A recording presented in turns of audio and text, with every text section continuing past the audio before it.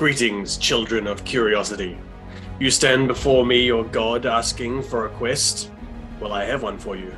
I wish to have fun facts, or maybe even mediocre facts, or maybe even one or two disturbing facts about the art of fermentation. So your wine, I shall sit and wait for your facts. Go, and do not let the winds of time disturb you.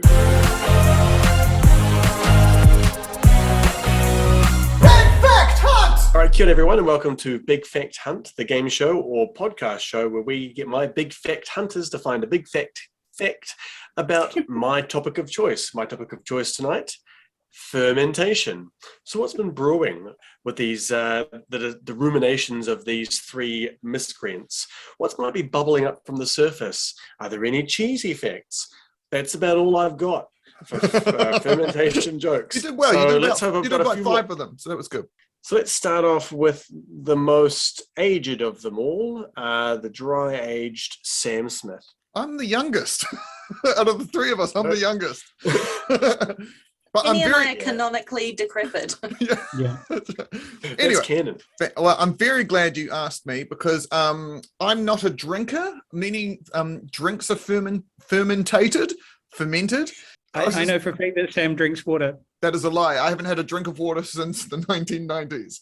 I drink pure Point of order, Coca-Cola. Mr. Chairman. I looked into one of my favorite fermented foods, sauerkraut, which, as we all know, is the national dish of Germany, full of nutrients and wonderful things. And do you know where it was made? Where it was invented? Germany? China invented sauerkraut, is my fact. There is records of them eating it while they were making the Great Wall of China. I guess that makes sense because there's also kimchi in Korea that is not a million miles removed. Yeah, similar. And But hey, China let's as stop well. talking about that because I would quite like to talk about that later. Just to be clear, sauerkraut is not itself Mandarin or Cantonese or Yeah. that is It's a German- Chinese. It's actually the Chinese word for the German word for pickled cabbage. It's very complex. Yeah. Jen Jewell, I'd like one from you. Well, I'm fizzing to talk about this one. I would like to pick up where Sam left off and talk about kimchi. Because kimchi is cultured culture. So in 2015, UNESCO recognized kimchi and its traditional practices as part of Korea's intangible cultural heritage.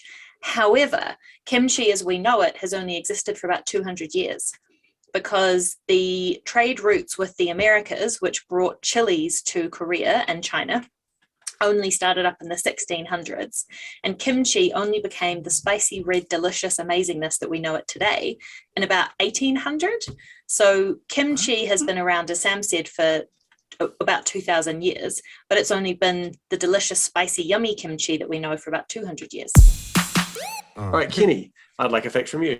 So I'd like to stick with the theme of fermented foods, but take it in a more disgusting manner. Have you guys heard of hikari? Yeah. Isn't that the suicide thing? You're thinking of harikiri before I go any further, Sam. Isn't that what you just said? So hikari is fermented shark from Iceland. And the way that they make it. Is that the one that you're not legally allowed to open indoors? You're thinking of another thing that I'll get to in a second. Oh, I'm thinking of lutefisk. Yeah. He's going to get to it, Jen. Let him get to it. But anyway, the way that you make it is you take one shark, which is probably the hardest point in the recipe. You cut off its head, take out its guts, and then you bury it for 6 to 12 weeks. Some people say that urinating on it improves the flavor, but they don't do that all the time. But they're taking And the you can piss. get it, and you can get it in two kinds, chewy or soft, but it always smells really strongly of ammonia to the point that people pinch their nose and try to ignore the flavor as they eat it, which Wouldn't you just kind of takes away from the idea of a delicacy.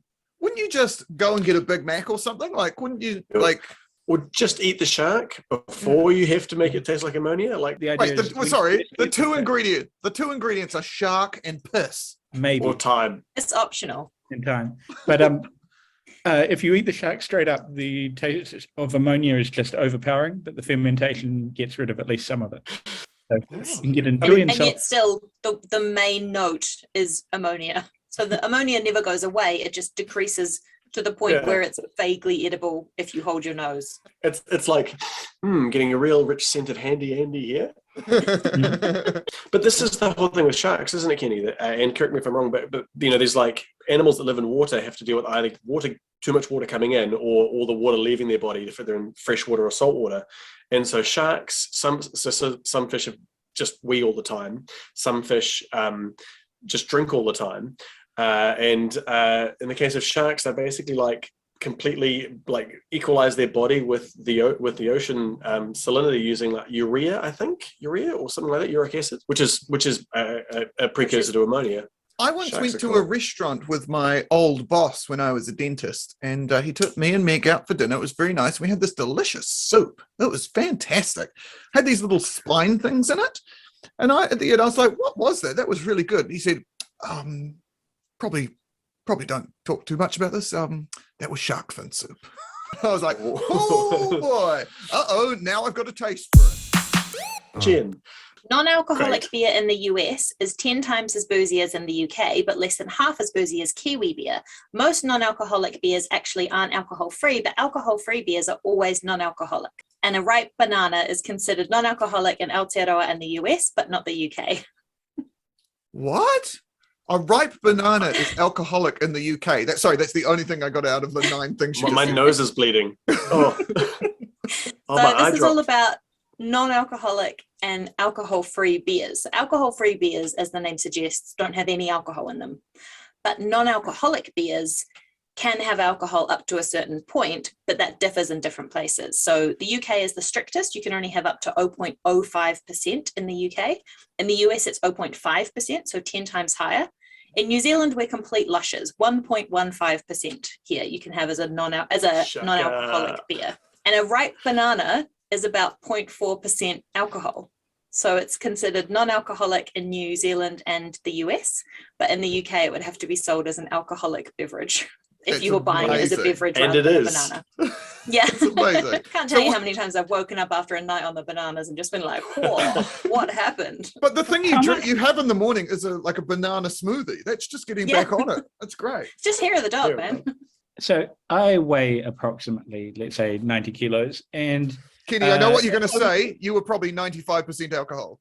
Yeah, I was going to say, if I was to drink like pure ethanol, like a liter of pure ethanol, I would be a non-alcoholic Kenny, despite having drunk a liter of pure ethanol. A liter of pure ethanol. It'd be a teetotaler. We could drink you in the UK.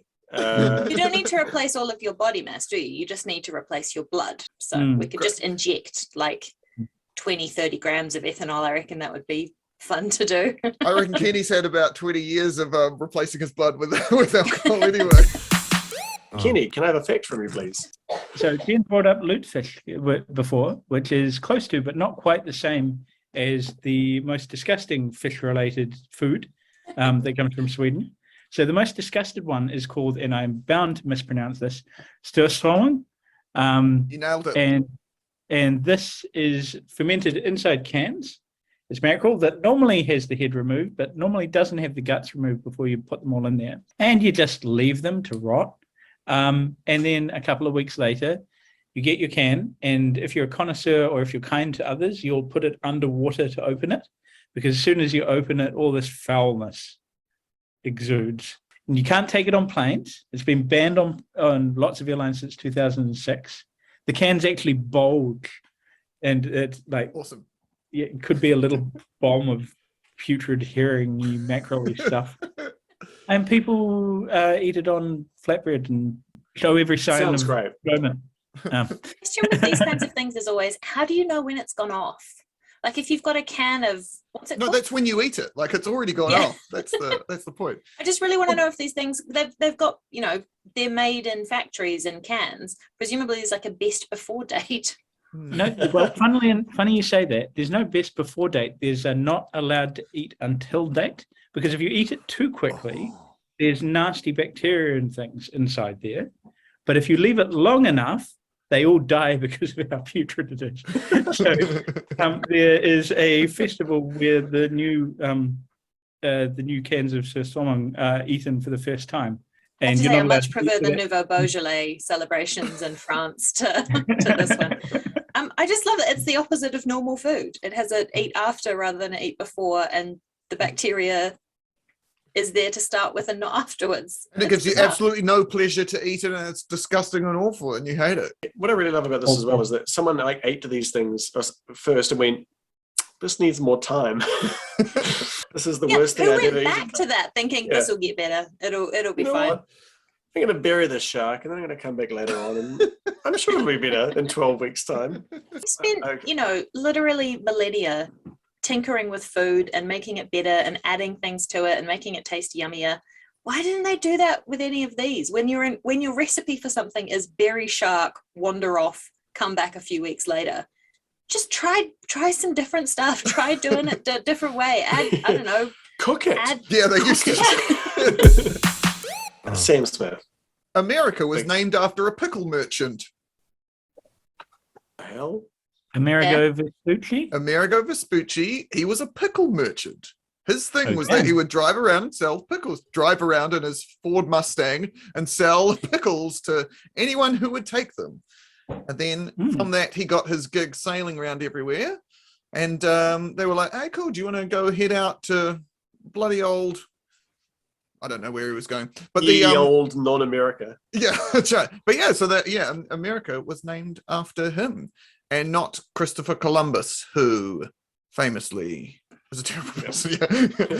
I was trying to think of like a clever way to say that, but that's a very succinct way, a proper way to do it. I mean, his name in Portuguese and I think Spanish as well is Colon, Colon, which is quite epic. Very apropos. And pickles were also the thing that first pickles 4,000 years ago, Mesopotamia kind of things. Cleopatra said that pickles were the reason for her beauty. Legit. She was hot because of pickles. Who isn't? There you go. Who isn't? Yeah, anything with a pickle in it, way hotter. Kenny, can I have a penny, please? For each pound of cheese that you make, so each sort of 500 grams of cheese, you get 9 pounds of whey. So curds, whey is the watery stuff that is left over when you make cheese. You can use that whey to make booze, and lots of people do, because any liquid with a sugar in it can be fermented and be made into something you can drink. So in America, there's a variety of different distilleries that will make everything from whiskey to gin using whey, left over from the cheese manufacturing process. And I am joining you today from sunny Dunedin, and the cheapest booze when I was a student was this delicious thing called Spirit of Dunedin, and that was a vodka made with the leftovers of the cheese brewing process from Evansdale factory. One of the cheapest way of getting your jollies is to ferment the stuff that is left over after fermenting stuff. So that explains a lot about the guy who sold the Evansdale cheese. Because he was on something. You go to the farmer's market and he was selling. He was like, have the cheese, everyone. You there, beautiful lady, can I have the cheese? He was a great salesman, but he was clearly very loose. He had 9 pounds of whey. He was filled with the spirit of Dunedin. Sam, can I have a fact, please? November 14th is American National Pickle Day. American National Pickle Day is celebrated on the same day as the birthday of Prince Charles, Travis Barker, and Patrick Warburton, who you may remember from being a voice on Family Guy, but most importantly is the introduction man on a wonderful ride called Soarin', which is at Disney's California Adventure. Thank you very much. Friend of the show, Patrick Warburton. Yeah. Friend of the show, Disneyland as well. What I really enjoy, Sam, about your facts as well is that because they take me on a journey, my notes are always making no sense. Yeah. Because I've started to write the journey and then I've gone, I need to stop because I now have written an entire paragraph. Just wait to the end and then go back and figure out, oh, that was the bit we were looking for. Patrick Warburton is born on Pickle Day. And so is Prince Charles. When Charles one day ascends to the throne, I think choosing a birthday in like late August or early September, just so we get a nice even spread of public holidays. It's a great idea. Because at the moment, it's just a hard slog through winter. Come on, Charles, you can do it for us. We just got Matariki, which is great to get another one, but it's just a couple of weeks after Queen's birthday. Come on. Yeah, by the time Charles ascends the throne, we're going to have Republic Day instead. Yeah, they'll need to pickle him. We can stick that in August. You're saying the Queen's going to live for another 30 years. Yep, I thoroughly believe that. With her reptilian blood, there's nothing she can't do. I hear they pickle her at night to preserve her for years to come. Isn't it the whole thing is that the Queen Mother was like, I'm not living 100 years because every day I have brandy and a pickled onion. It's like, oh, but is that a life? She pickled herself from the inside out. She had it figured out. It was a good life. Well, If he's changing his name, will he be the king formerly known as Prince? Yes, exactly right. Jen, can I please have a fact from you? So as we all know, beer is bread. And so I wanted to find out what the alcohol content of bread might be. And it turns out... Point of order. Yeah. Beer is brewed. It's not bread. No, beer is bread. They're the same. They're made from the same ingredients. They smell the same. Beer is bread. That's just a fact. Agree to disagree. So bread can be Hops? up to 1.9% alcohol, which is more than most Bananas. non-alcoholic beers, 3 times as much as a banana, Whoa. and only slightly less than my favorite low alcohol beer, which is Garage Project's White Mischief, which is 2.9%. What about banana bread? Oh, I don't know if anyone's tested the alcohol levels of banana bread, but I think we should. I think that would be quick great. maths, it's 2.5%. Yeah, sounds good. Beer is bread. This is like that, like hot dogs are tacos thing, isn't it? Or that tomato sauce is actually juice. There's no hops in bread. And There's no hops in not some normally- beers either. There's not normally barley in bread either. And most beer is made from barley, right? Well, you can have barley bread. You can. Beer, There's not- beer has been made from many different grains. You're taking a very Anglo-centric, not even Eurocentric, Anglo-centric approach to the concept of beer. Is Nutrigrain a bread? Yep. Cool. And a beer then. Sam, I would like a fact from you, my friend. I'm going to talk a little bit more about kimchi. Did you know that Koreans eat 25 kilograms of kimchi, which we've been talking about? It's sort of spiced pickled cabbage like sauerkraut, every year per person, which is quite a lot. To put that into context, I eat 0 kilograms of kimchi every year. So that's quite interesting, I think. But to properly put it into context, Americans, they eat 15 kilograms of burgers per year. Americans do. And Koreans are eating 25 kilograms of kimchi per year, which is way more. Kimchi is just such a big part of Korean life. Korean astronauts took kimchi to space, which is quite fitting because to ferment stuff, you're fermenting the carbohydrates to let off all the stuff, and you do that without oxygen around, and there's no oxygen up in space, so it's very fitting. But kimchi is just bloody loved by Koreans, and I went on IMDb to see if there was anyone called Kim Chi, and there were 5 people. There's a drag queen called Kimchi. Very good. That was probably one of them. That's a great name. Yeah, she's amazing. Have I told you my drag name? No? It's really good. You're going to love it. It's Sarah Jurassica Parker. Did you know that they sell special kimchi fridges in Korea? Yeah, every family has like their own individual kimchi fridge, and then when someone gets married, like the mother-in-law passes on the family kimchi recipe to the daughter-in-law because it's very sexist and boys can't make kimchi. Yeah, because your hormones would stuff it up. Exactly right. Yeah. All our big old dicks would get in the way. I just keep sweating great. testosterone. Yeah. Because you can make it, you can eat it any meal of the day. So they have. Are you talking about breakfast. dicks or kimchi? Yeah, both. Great. Yeah. Fermented dick is great in the morning. Nothing like a brunch dick. Brunch dick is also my drag name. Jen, I'd like to have your fact. My fact is that the oldest alcoholic drink is a cocktail. So this is a drink that was discovered in, which I'm going to butcher, Jiaohu in China. And it dates to around 7,000 to 6,600 BCE. So it's, 9,000 years old, roughly? Wow. And it is a combination of rice, honey, and hawthorn fruit or grapes.